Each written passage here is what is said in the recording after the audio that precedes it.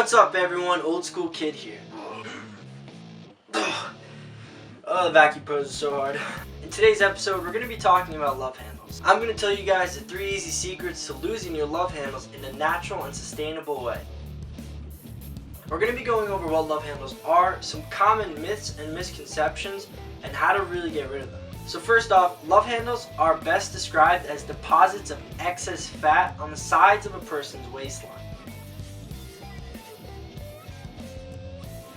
These are pretty common among teens and adults in today's world, even those who look like they're in shape. So a lot of people struggle with this kind of issue. Now this brings me to the next thing that I'm going to be talking about. Being so common among people, a lot of people try to take the initiative to try to lose their love handles by themselves without any prior knowledge to training or how to lose weight. A lot of people use the internet as a resource to try to find ways to lose their love handles. Internet is one of the biggest places that myths and misconceptions circulate.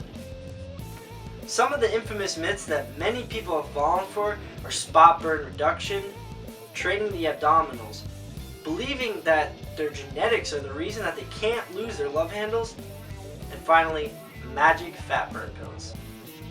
Spot burn reduction has a lot of different names. It goes under spot reduction or spot burn, but it's all essentially the same thing. A lot of people believed in this theory because it was the idea that by training the certain area that we wanted to lose the fat the most, we would end up actually burning the fat in that area.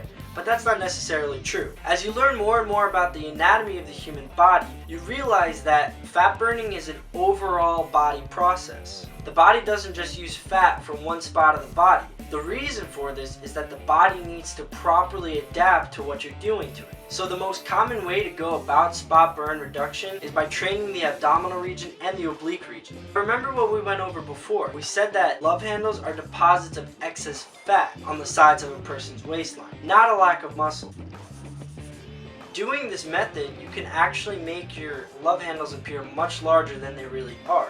So picture this, your abdominal region and your obliques are going to be in black. Your love handles are going to be in blue. When you're training your abdominal region and your oblique region, you're increasing your muscle mass. And by doing that, you're going to be pushing outwards on your stomach. So this region between the skin of your stomach and the muscle right in here, this is your excess fat. So what's happening is that your abs are getting bigger and they're pushing out on your excess fat.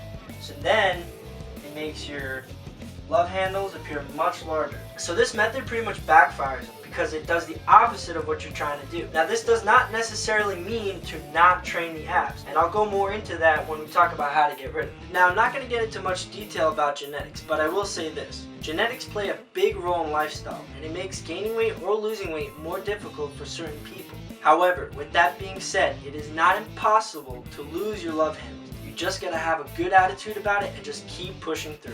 And finally, we have magic fat loss pills. They don't exist. A lot of people try to find an easy way out, and there just isn't an easy way out.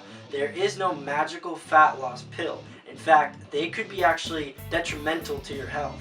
I'm not saying that all supplements and all different pills are bad for you. I'm just saying that a majority of them are very unhealthy. The reason for this is they have long lists of ingredients of different things that we just don't understand. Also, remember that supplements mean supplement. They aren't the basis of what you're doing. They're supplementing what you're doing.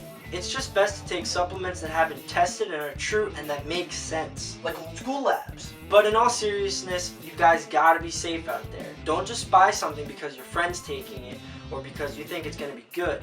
Buy it because you know it's healthy for you. And now finally, we have the right way to lose love handles. The first part of the right way and the most crucial part is nutrition and a balanced diet. What's really important for nutrition and having a balanced diet is that you get the right vitamins and minerals, getting enough water, and making sure that you're not eating too many calories than you need for your day. To find how many calories you need a day, you can use a lot of macronutrient calculators that are all over the internet, and most of them are pretty accurate. The second most important part of losing your love handles is having a very intense and consistent workout plan.